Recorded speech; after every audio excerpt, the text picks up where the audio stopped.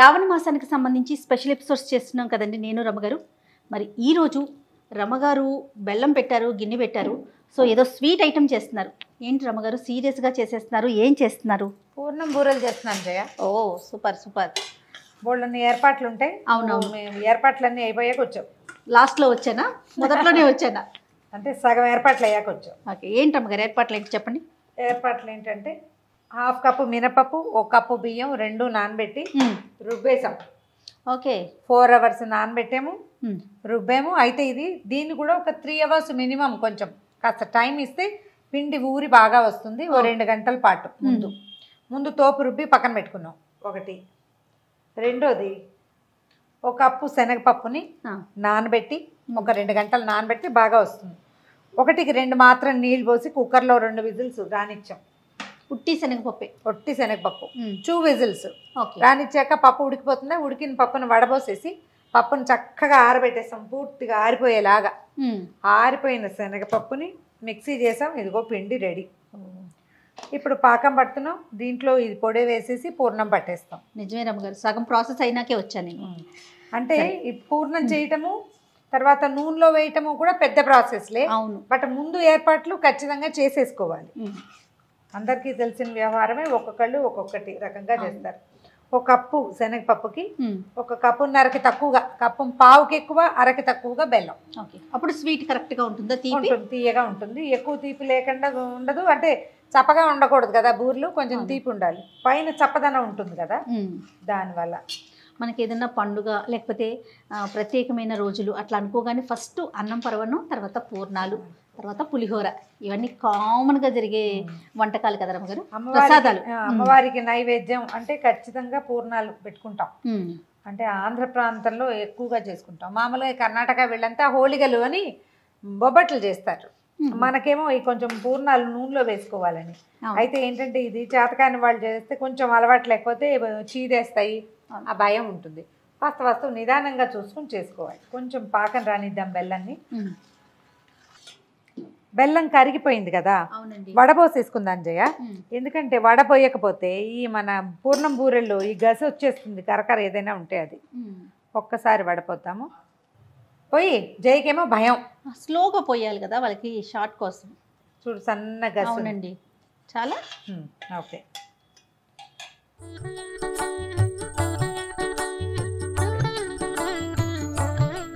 వడపోసుకున్నాం కదా రమగారు.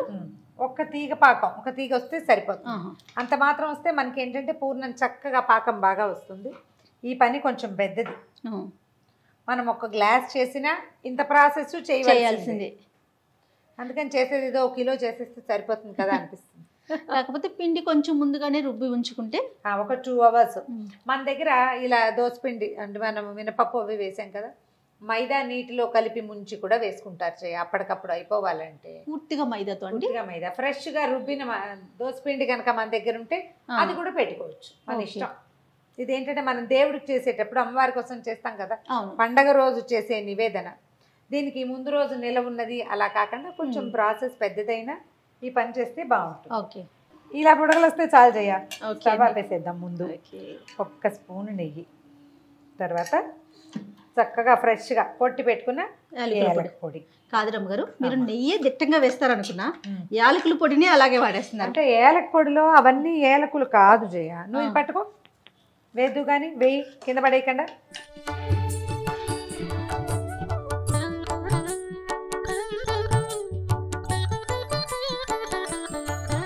ఏలక పొడిలో పంచదార వేసి కొట్టుకుంటాం, అందుకని నీకు ఆ పదార్థం ఎక్కువగా తోస్తుంది. కానీ అదంత ఎక్కువేం కాదు. నేను కిచెన్లో మీరు వాడే ఐటమ్స్లో చూస్తాను, నెయ్యి ధారాళంగా వాడేస్తారనుకోండి, యాలకుల పొడి, ఇంగు ఒకటి.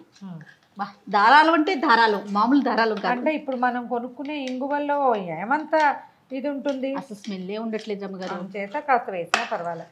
మనం ఇప్పుడు మామూలుగా ఏం చేసేవాళ్ళంటే ఇది వరకు జయ, శనగపప్పుని ఉడికిచ్చి దాన్ని మెత్తగా కుమ్మేసి దాంట్లో బెల్లం వేసి ఉడకబెట్టేవాళ్ళం. ఇప్పుడు చాలా కాలంగా అక్కయ్య వాళ్ళు ఇదే పందాలు చేస్తున్నారనమాట. మా ఇంట్లో ఇదే పద్ధతి. ఇంకా ఇది చీదేస్తుంది, పాకం సరిగా రాలేదు, మళ్ళీ వెచ్చబెట్టాలి, చల్లారబెట్టాలి, ఈ గోల ఏం లేదు. చక్కగా కొలతలతో వేస్తే సరిపోతుంది, కరెక్ట్గా వస్తుంది. మనం ఆ బెల్లం పాకం కనుక సరిగ్గా రాణిస్తే దీన్ని కొంచెం చేతి కొద్ది ఒక్క అర స్పూన్, ఇంకా కొంచెం. నువ్వు కళ్ళు మూసుకోవా ప్లీజ్? కళ్ళు మూసుకుంటే ఒక స్పూన్ వేసేస్తారా? వేసేస్తాను, లేకపోతే పావు స్పూనే వేస్తాను. నువ్వు చూస్తే దీన్ని నున్నగా చేద్దాం. ఎక్కడ ముద్దలు డ్రైగా ఉండనివ్వకుండా కలిపేసుకోవటం. కొంచెం చల్లారనిచ్చి మనకు కావాల్సిన సైజులో చూడు చేపట్టేస్తున్నా. పర్వాలేదు, నేను చూపిస్తున్నాను అంతే. మనం నెయ్యి వేసాం కదా, చక్కగా వచ్చేస్తుంది. మనం ఏ సైజులో పూరలు చేసుకోదలుచుకున్నామో ఆ సైజులో తీసేసుకోవటం. ఇందులో పప్పులు లేకుండా మాత్రం గ్రైండ్ చేసుకుంటే సరిపోతుంది. పప్పు పేలుతుందని ఒక భయం ఉంటుంది, హోల్ గ్రెయిన్ పూర్తిగా గింజ ఉంటే కనుక. సరేనా? ఓకే. తోపు చూడు, మన అవసరాన్ని బట్టి కొంచెం పల్చని చేసుకోవచ్చు. కావాలి ఇడ్లీ దోశ పిండి కన్నా కొంచెం గట్టిగా కదండి, ఒక్క నల్లకంతా. అయితే ఇది కొంచెం నిలవ పడితే బాగుంటుంది. నా అలవాటు ఏంటంటే నేను ఒక చిటికెడు పసుపు వేస్తాను. ఎందుకు రమ్మగారు? కలర్ వస్తుంది, రంగు బాగుంటుందని ఒకటి. తర్వాత ఇటీవల కాలంలో మా ఇంట్లో వంట చేసిన ఒక వంట ఆవిడ ఐడియా చెప్పారు. ఒక హాఫ్ స్పూన్ పంచదార వేయండి, అప్పుడు మనం తోపు వేస్తాం కదా లోపల కొంచెం రంగు బాగా వస్తుంది, పై తోపు చప్పగా లేకుండా ఉంటుందని చెప్పారు. ఆవిడ వేస్తే నచ్చింది నాకు. ఒకే ఒక స్పూన్ పంచదార వేస్తా. చూద్దాం ఈరోజు. రంగు మారుతుంది లైట్గా, అంటే షుగర్ వల్ల ఏమవుతుంటే డార్క్గా వస్తాయి అన్నమాట, తెల్లగా లేకుండా. ఈ లోపు నేను చేశానండి, ఉండలు చేసేసి చకచక.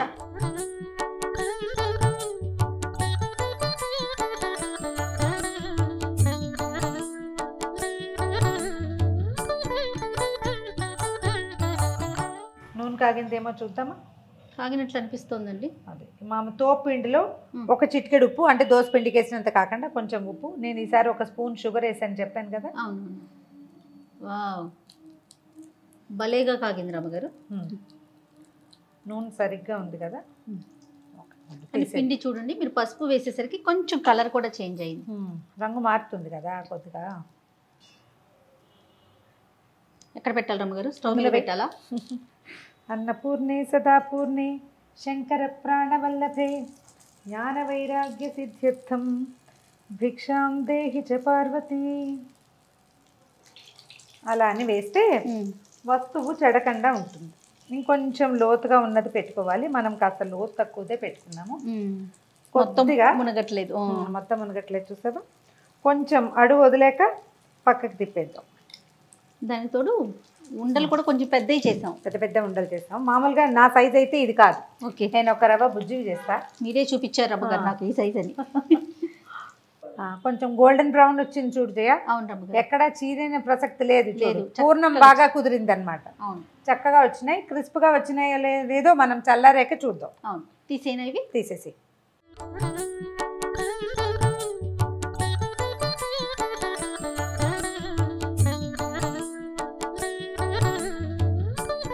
ఉండలు కొంచెం చిన్నవి చేశాను. అవును రమ్మగారు, ఇప్పుడు ఈజీగా ఉంటుంది చూడు.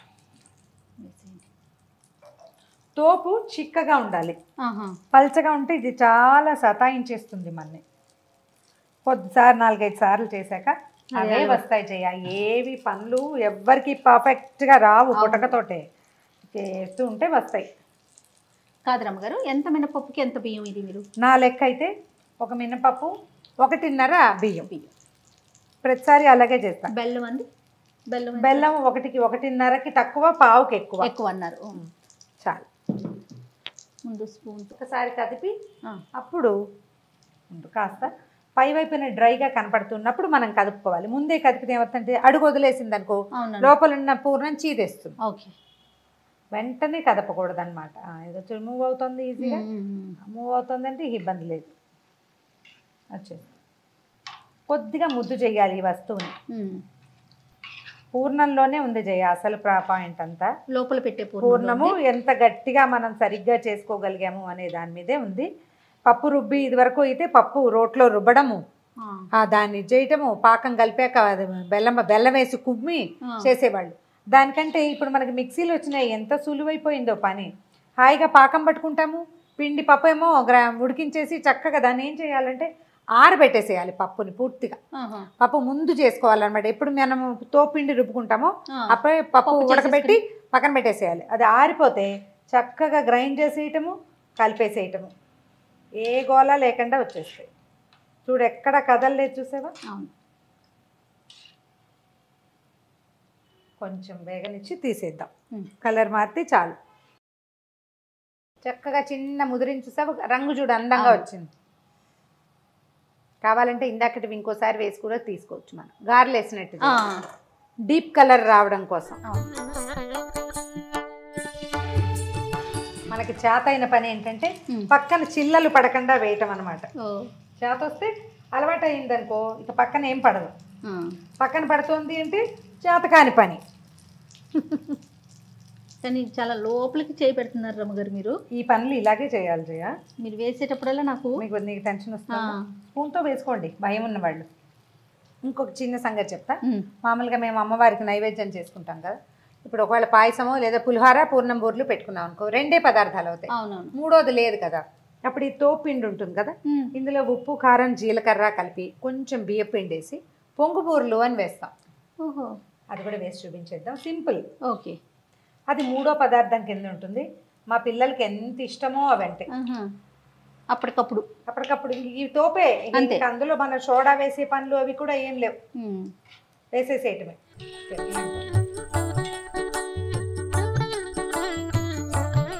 పొంగు బూరలు అన్నాం కదా, ఈ తోపు పిండి ఉందా, దాంట్లో మొదట మనం కొంచెం ఉప్పు వేసాం. ఇప్పుడు పిండికి సరిపడా ఉప్పు, తర్వాత కొంచెం కారం, అల్లం పచ్చిమిర్చి కూడా వేసుకోవచ్చు జయ సమయం ఉంటే, కొద్దిగా జీలకర్ర. ఇప్పుడు దీనికి ఒక 2 స్పూన్లు కనీసం బియ్యం పిండి, ఇంకో స్పూన్ కూడా వేయచ్చు, కరకరలాడుతూ వస్తాయి అన్నమాట.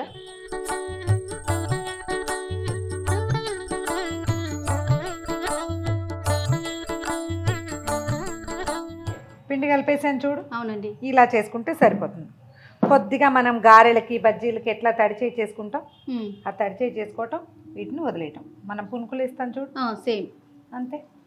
వీటి ఇంతంత లావు రావాలని మీరు ఫీల్ అయితే కొంచెం సోడా వేసుకోండి, నేను వేయను. పొంగుతున్నాయి చూడు, అవునవును, అందుకని పొంగు బూరలు అంటారు. కొంచెం సిమ్లో పెట్టి వేయించుకోవాలి. అప్పుడు ఏంటంటే మనకి చక్కగా క్రిస్ప్గా వేగుతాయి. ఇది వేయంగానే వచ్చేస్తాయి, కానీ లోపల వేగాలి కదా, అందుకని చిన్న చిన్న తోకల్లా వస్తాయి. చూడ్డానికి మంచి క్యూట్గా ఉంటాయి, బుడగల్లాగా.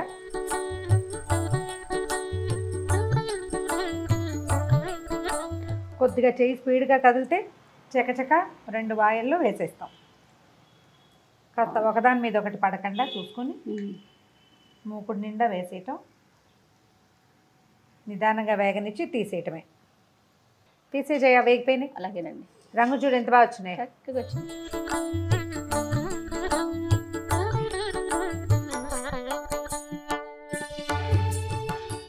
కరకరలాడుతున్నాయి అండి. గల్లు అంటాయి కదా మువ్వల్లాగా. అవును, చేసి చూపించండి పిల్లలకి ఒకసారి. ఈ తోపు ఉంటే దీన్ని వేస్ట్ చేయకుండా, మామూలుగా మనం దోసపిండితో వేసుకుంటాం కదా, ఇది నైవేద్యంగా కూడా పెట్టుకోవచ్చు. 3వ నైవేద్యంగా లేదా 5వ నైవేద్యంగా. అందుకని ఇది చేస్తానన్నమాట. మా ఇంట్లో చేయరు జయ, మా అత్తవారి ఇంట్లో చేస్తారు. అమ్మ వాళ్ళ ఇంట్లో పద్ధతి కాదు, అందుకని ఇది నేను అలవర్చుకున్నాను అనమాట. మీరు పెడతారా రమ్మగారు నైవేద్యంగా? పెడతాను. ఉగాదికి, ఇప్పుడు ఈ వరలక్ష్మి వ్రతానికి, తర్వాత ఏమో విజయదశమికి ఇవి ఖచ్చితంగా చేస్తా. పెళ్ళయ్యాక నేర్చుకున్న రెసిపీస్లో ఇదొకటి. రెసిపీ కాదు, ప్రధానంగా ఏంటంటే ఈ విషయం తెలిసినా దీన్ని ఇలాగా నైవేద్యంగా చేయొచ్చు అనేది అత్తవారింట్లోనే తెలిసింది నాకు.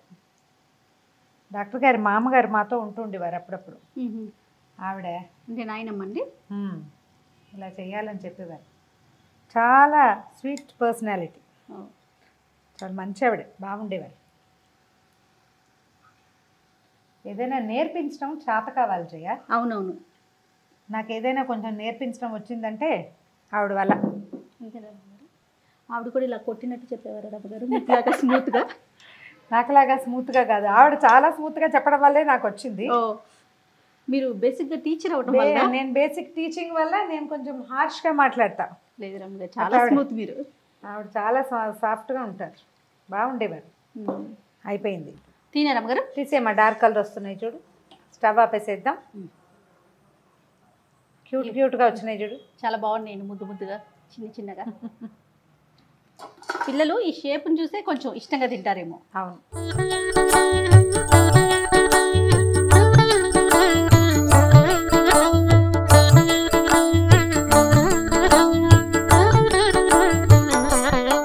ఇదిగో వరలక్ష్మి వ్రతానికి పూర్ణాలు, పొంగు బూరెలు రెండు రెడీ అయిపోయినాయి రెండు చక్కగా ఒకేసారి.